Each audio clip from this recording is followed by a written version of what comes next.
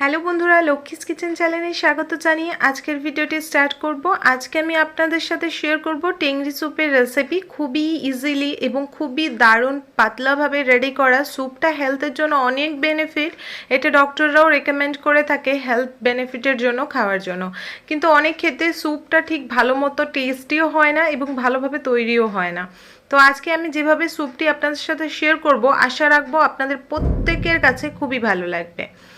সবার প্রথমে এখানে আমি নিয়ে নিয়েছি 7 থেকে 8 চামচ মতো তেল, একদমই ছোট চামচের তেল নিয়ে নিয়েছি। এবং তারপরে নিয়েছি একটা বড় সাইজের পেঁয়াজকে কুচিয়ে নিয়েছি এবং তারপরে হালকা করে ভেজে নিয়েছি একটা তেজপাতা দিয়ে।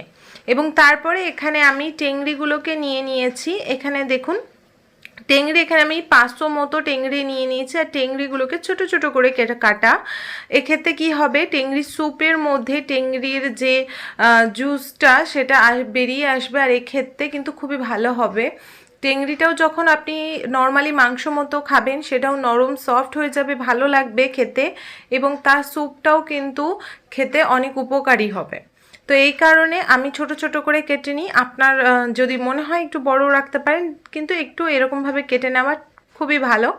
তো এবার আমি এর মধ্যে দিয়ে দিচ্ছি 4 পিস কাঁচা লঙ্কা এবং এটি সম্পূর্ণ কাঁচা লঙ্কা এবং গোলমরিচ দিয়েই তৈরি করা হবে। আর এখানে শুকনো লঙ্কাও আপনি দিতে পারেন গুঁড়ো, কিন্তু এখানে আমি গুঁড়ো দিচ্ছি না, আমার আগে থেকে মশলা বাটা থাকে। তো এই কারণে আদা রসুন আর শুকনো লঙ্কার পেস্ট 2 চামচ আমি এখানে দিচ্ছি। দেবার পর এটাকে আমি নাড়াচাড়া করব, নুন হলুদ দেব, দিয়ে নাড়াচাড়া করব যতক্ষণ মশলা থেকে সুন্দর একটা ফ্লেভার না আসছে। মিডিয়াম ফ্লেমে এটাকে রেডি করব। আর এই টেংরি স্যুপ টোটালি আলাদা খেতে হয়, অনেক টেস্টি খেতে হয়। সবাই আলাদা আলাদাভাবে বানিয়ে থাকেন, কিন্তু আমি এইভাবে বানিয়ে থাকি। আমাদের পরিবার এবং যারা রিলেটিভ অনেকেই আসে এবং আমি তাদেরকেও বানিয়ে খাই। যখন মাংস নিয়ে আসা হয় তো অল্প করে টেংরিও সেই সময় নিয়ে চলে আসা হয়, সচরাচর তো আনতে যাওয়া হয় না।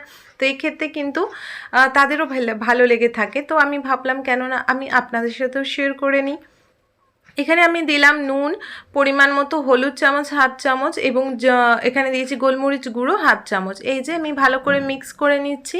মশলাটা হালকা হালকা করে নিচে লেগে আসছে, এই টাইমে সামান্য পরিমাণে জল দেবো এবং মশলাটাও খুব সুন্দরভাবে ভাজা হয়ে ফ্লেমটা ওর যে সুন্দর ফ্লেভারটা আসছে, মশলাটা খুব ভালোভাবে ভাজা হয়ে গিয়েছে। এই সময় আমি 1 চামচ জিরে গুঁড়ো এবং 1/2 চামচ ধনে গুঁড়ো দিয়ে আর একটুখানি ভেজে নেব, নিয়ে জল দিয়ে দেবো।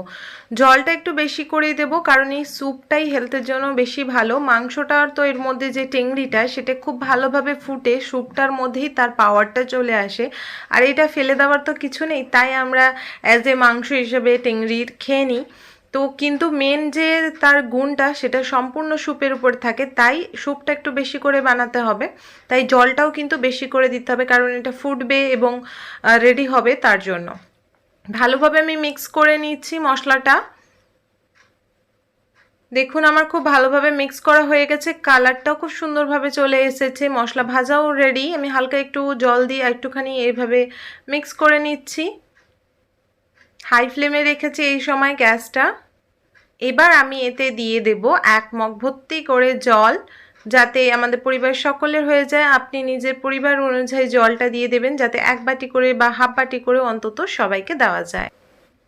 এবার এখানে আমি জলটা দিয়ে দেব। আর এখানে 1 মগের থেকে আমি 1 মগ দেওয়ার পর আমি আরেকটুখানি দিয়েছি, মানে ওই 1 মগ আর হাফ মগ মতো, 1.5 মগ মতো দিয়ে দিয়েছি এখানে। তো দেওয়ার পর এটাকে ভালো করে মিক্স করব। আর গ্যাসের ফ্লেমটাকে আমরা মিডিয়াম রাখবো, না বেশি লো না বেশি হাই। আর এবারে ঢাকনাটা লাগিয়ে আমরা ছেড়ে দেবো। তো অন্তত এখানে 5খানা সিটি দেব এবং দমে রেখে দেব। তারপরে খুলে দেখব, যদি আপনার মনে হয় যে মাংসটা একটু শক্ত রয়েছে তাহলে আবার কিন্তু 2টো সিটি দিয়ে দিতে পারেন। আমার 5টা সিটিতেই কমপ্লিট হয়ে গেছিলো। সিটি দেওয়া হয়ে গেছে, গ্যাসের ফ্লেম বন্ধ করে দিয়েছিলাম, বললাম 5টা সিটি দেওয়ার পর আমি গ্যাসের ফ্লেম বন্ধ করে দিয়েছি। আবার গ্যাসের ফ্লেমটা হালকা করে চালাবো আর তারপরে এখানে দেব 1/2 চামচ গরম মশলা। এক্ষেত্রে অনেকের ফ্লেভারটা ভালো লাগবে আর খেতেও ভালো লাগবে, নয়তো অনেক সময় না টেংরি স্যুপের মধ্যে একটা স্মেল থাকে, এই কারণে অনেকের হয়তো পছন্দ নাও হতে পারে, বিশেষ করে বাচ্চাদের ক্ষেত্রে। গ্যাসটা আমি আবার জ্বালিয়ে নিয়েছি। মাংস খুব সুন্দরভাবে সেদ্ধ হয়ে গিয়েছে। হাফ চামচ এখানে আমি দিয়ে দিচ্ছি, ছোটো চামচের হাফ চামচ গরম মশলা পাউডার মিক্স করব আর একটুখানি ফুটতে দেব, তারপরে আমি এটাকে সার্ভ করব। এই স্যুপটা হালকা একটু গরম গরমই সবাইকে খেতে দেবেন, আশা করি তখন সবার সত্যি অনেক ভালো লাগবে। ভিডিওটি যদি ভালো লেগে থাকে অবশ্যই লাইক কমেন্ট, চ্যানেলটিকে সাবস্ক্রাইব করে রাখবেন নতুন নতুন ভিডিও দেখার জন্য, এবং এরকম অথেন্টিক এবং কিছু পুরনো রেসিপিও আমি শেয়ার করে থাকি।